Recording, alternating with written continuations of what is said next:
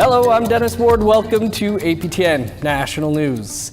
Brayden Bushby, the Thunder Bay man convicted of manslaughter in the death of Barbara Kentner, is back behind bars. He was originally sentenced to nearly 8 years in prison, but Bushby was granted day parole in August 2023, and that was continued earlier this year.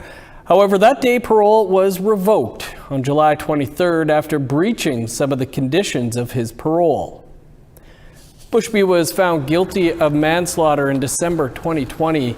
In 2017, he threw a metal trailer hitch from a moving vehicle that hit the Wabigoon Lake Ojibwe Nation woman in the abdomen. Barbara Kentner died of her injuries 5 months later. The Parole Board of Canada decision notes Bushby breached the condition not to consume alcohol when he was stopped by police and failed a breathalyzer in late April. He was also in the company of a woman who was assessed not to be a positive peer.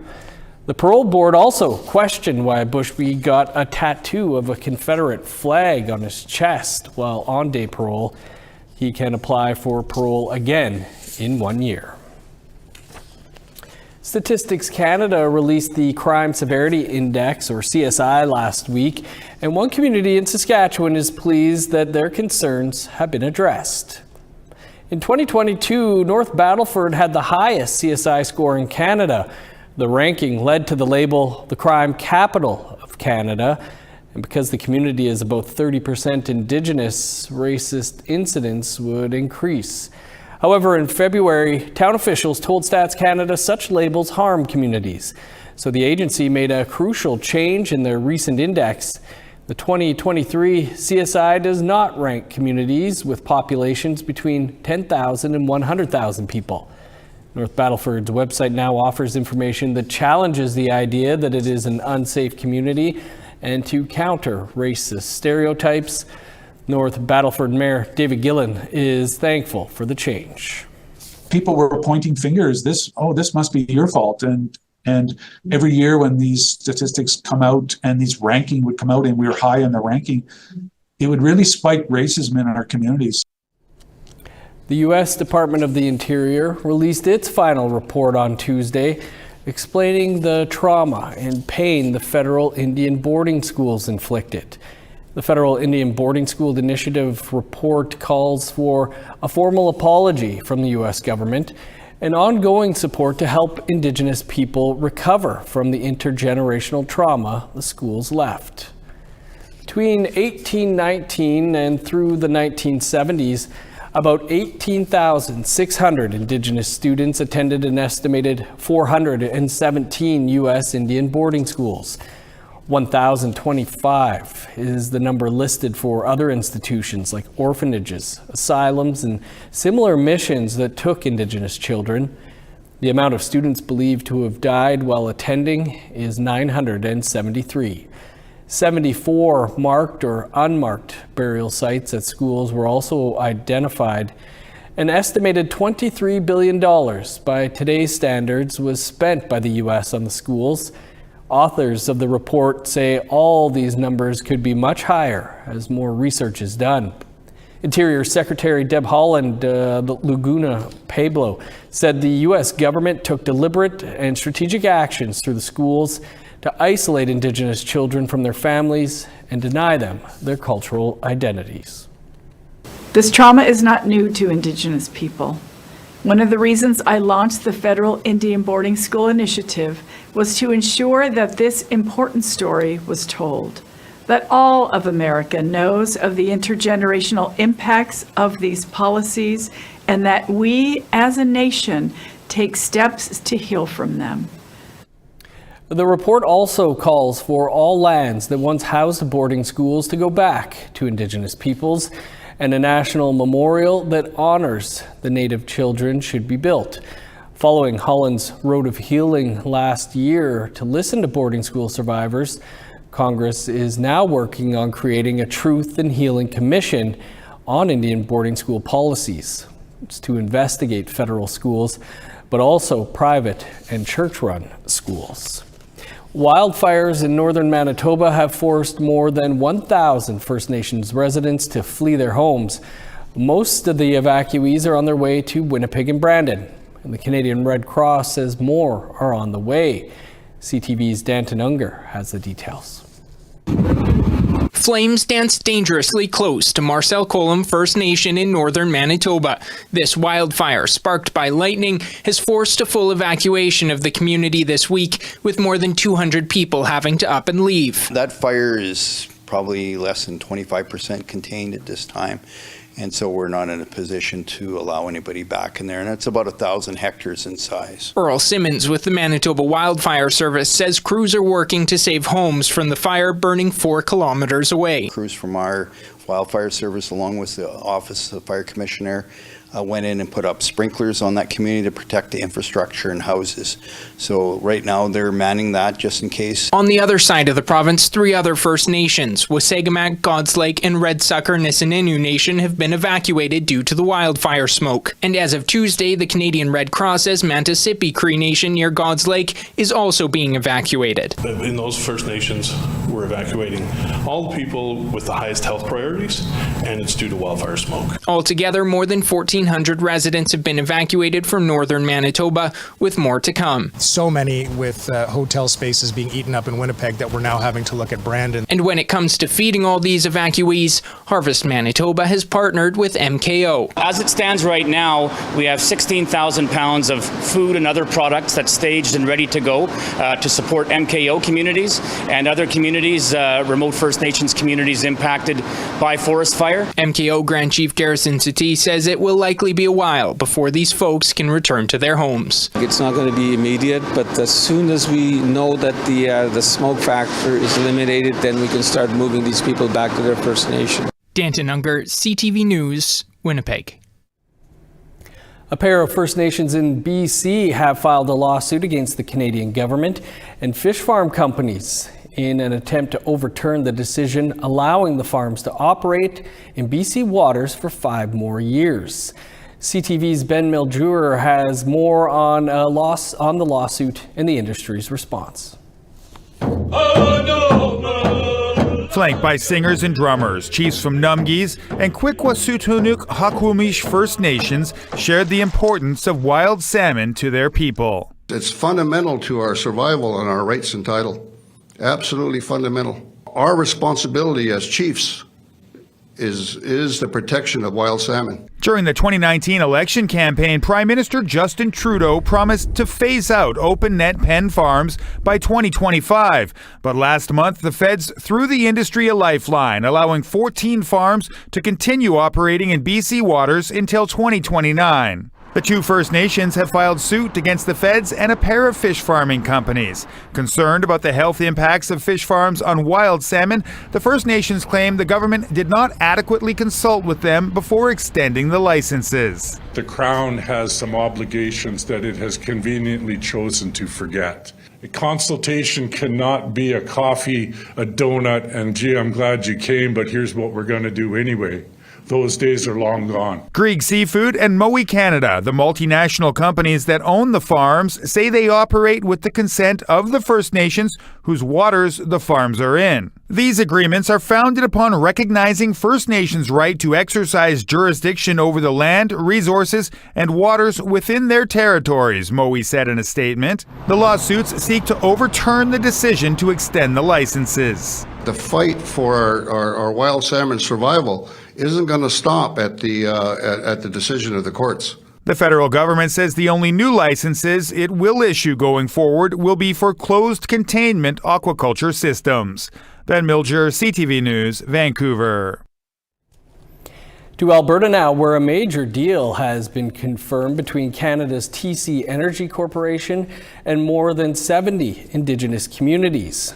TC Energy will sell a minority stake in its Nova gas transmission system and the Foothills pipeline assets for $1 billion to Indigenous communities. Alberta Premier Danielle Smith is praising the deal as reconciliation. You really can't have true sovereignty until you have financial sovereignty, until you can garner your own source of funding.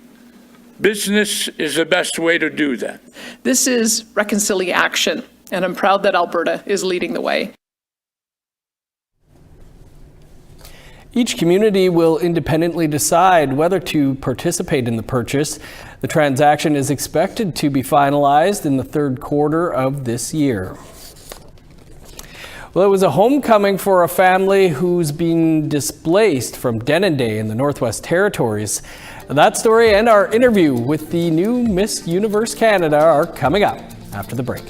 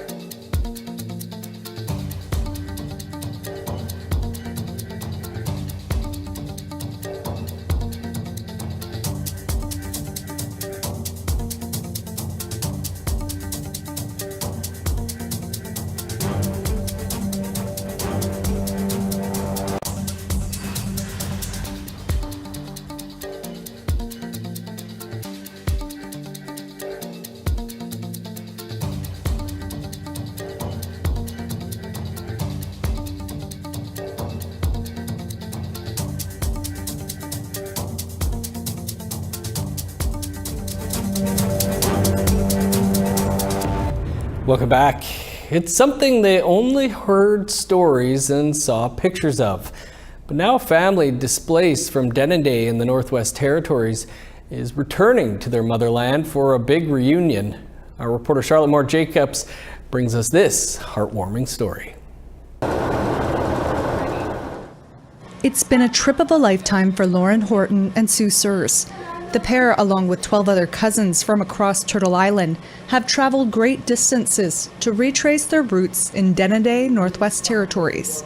And we got off the plane and there was aunties and cousins. Laura's grandmother was Georgina Blondin, Satugutne from Toledo, and her grandfather, Bill Boland, came from Wales and worked for the Hudson's Bay Company. Georgina fell ill from tuberculosis in 1932. But before she passed in Charles Camsell Indian Hospital in Edmonton, she asked her nurse, Sue Sears' grandmother, Ruth, to marry her husband and help raise 7 children. After that, Ruth and Bill had 3 kids together and moved to Ontario. So we're members of Toledo, our band, and we're members of the Saturn Land Corporation, but without living on the land, touching, feeling, swimming in the Great Bear. You know. The cousins have traveled over 3,000 kilometers across the territory. to participate in traditional activities, making stops in Yellowknife, Hay River, Fort Resolution, Delaney, Fort Good Hope, Toledo, and Norman Wells. I hadn't ever seen the Dena laws before, and I was so moved. And the sharing. They've met relatives like Ethel, Blonde, and Andrew. And to also plan forward for the next generation, to not forget their ancestry and their homelands, and that. I think that's really important. I find coming back is really going forward.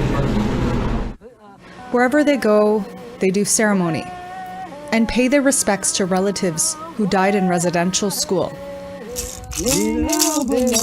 and lay tobacco down at Bill and Georgina's old trading post cabin on Great Bear Lake. But after nearly 2 weeks, it's time to go home. Cousins Wayne and Dave Anderson say their sense of self has been strengthened. No sense of identity, as people or anything. I'm Dena, I know that. I'm from Toledo, I know that. Ever been there? No. To be able to put our cup in the water, in the lake, and drink that water is so powerful, because you can't do that. We don't know anywhere in Ontario you can do that. The trip has been cathartic. Being able to do ceremony and shift the energy and the sense of grief, to shift that energy was incredibly moving for all of us in the family. 40 years, I tell you, it took to get enough nerve to come home, because the fear of not being remembered, the pain of not touching the land, the knowledge of why it was that the family was taken away in the first place, and it was residential school, our uncle passing, and then it was our grandmother getting tuberculosis that caused us to leave. And for the family, it's the first of many trips to come. Charlotte Mort Jacobs, APTN National News, Yellowknife. What a journey. Thanks for that story, Charlotte. We're always looking for your feedback or story ideas. Here's how you can get in touch with us. If you have a story you want to share, send us an email to news@aptn.ca. You can read and watch our stories by heading over to the website, aptnnews.ca. You can also find us online on your favorite social media sites, including TikTok, YouTube, LinkedIn, and X. Follow APTN News to join the conversation and see our latest stories. Well, Ashley Collingbull has made history again, and she'll join us to talk about being crowned Miss Universe Canada after the break.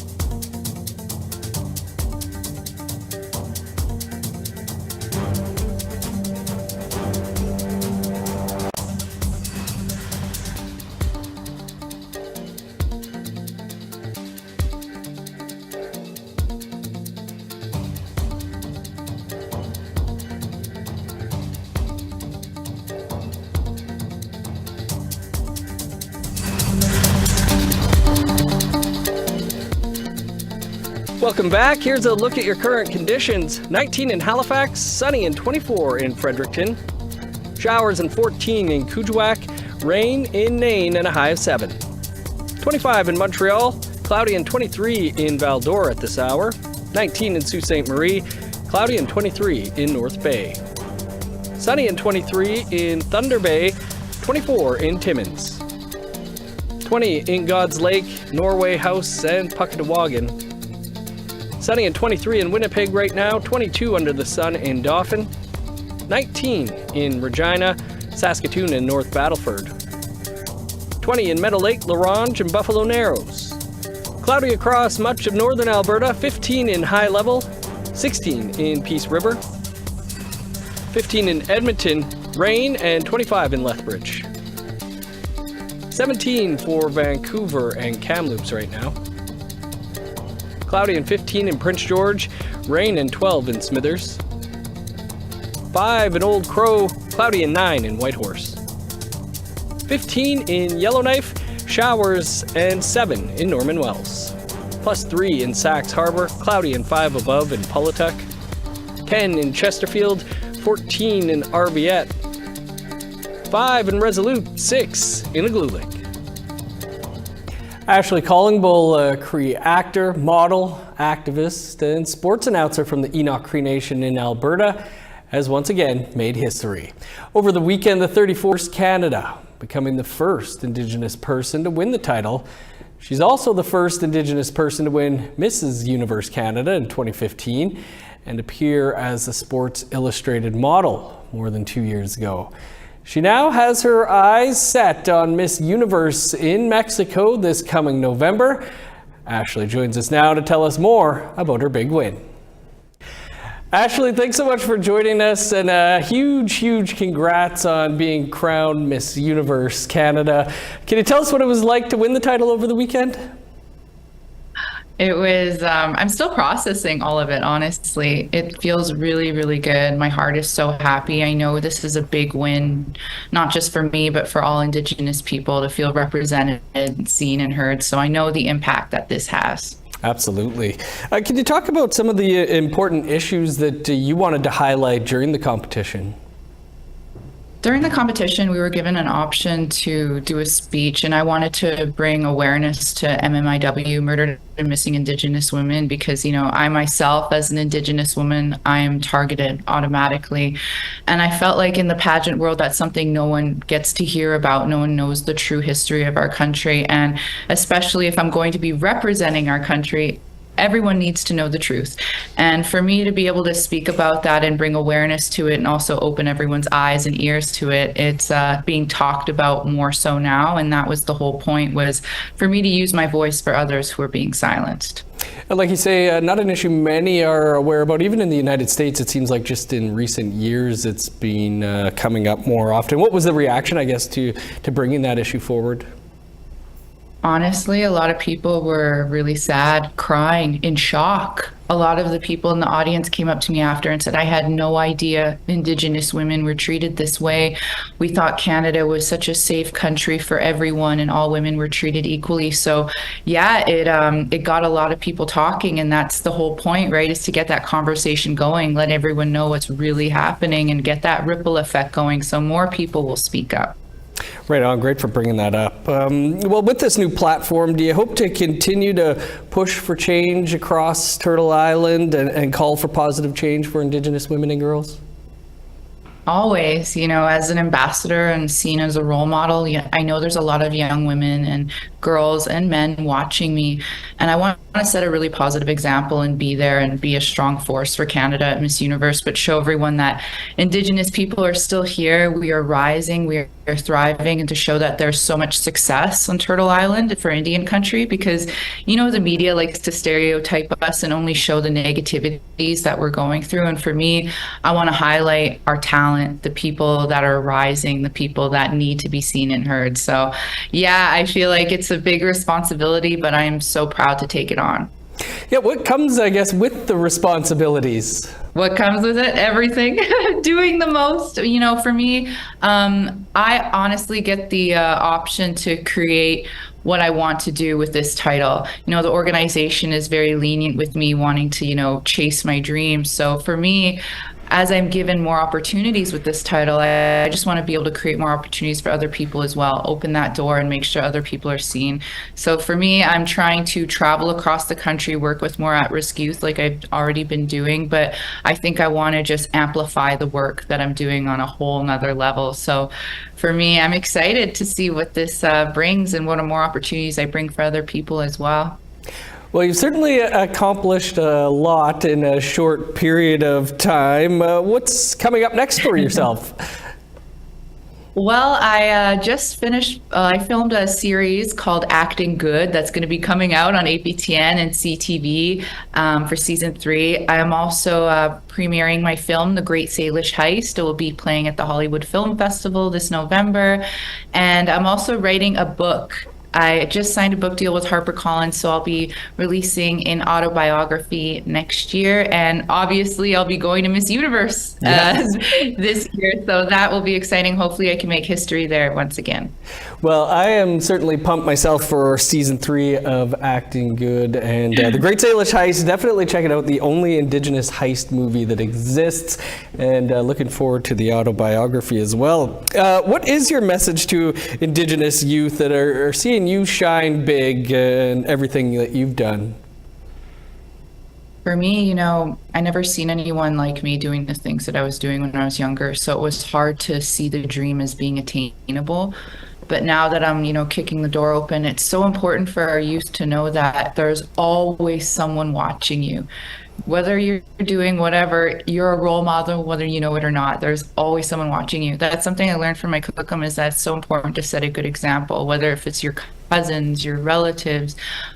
It's so important to love and appreciate yourself for the way Creator made you, and never let fear or what anyone ever has to say stop you from chasing your dreams. You know, I had to learn to listen to what my self-worth was and realize who I am and what I'm made of. So I pushed myself and I disregarded what everyone else had to say, because I knew in here, if it felt right, then I was on the right path. Well, I'd say you've been on the right path, Ashley, and a great role model indeed. Again, a huge congrats. Appreciate you taking some time to chat with us today, and we certainly wish you the best on your journey ahead. Thank you so much. And again, Miss Universe will be crowned in Mexico this coming November. Be watching that for sure. Well, that is all the time we have for your first look at today's news. You can stay up to date and find much more over on our website. That's aptnnews.ca. And I will be back here at 6 p.m. Eastern Time for your next look at the APTN National News. I'm Dennis Ward. Marcy McGuich, thanks for being with us. We'll see you back here in a couple hours.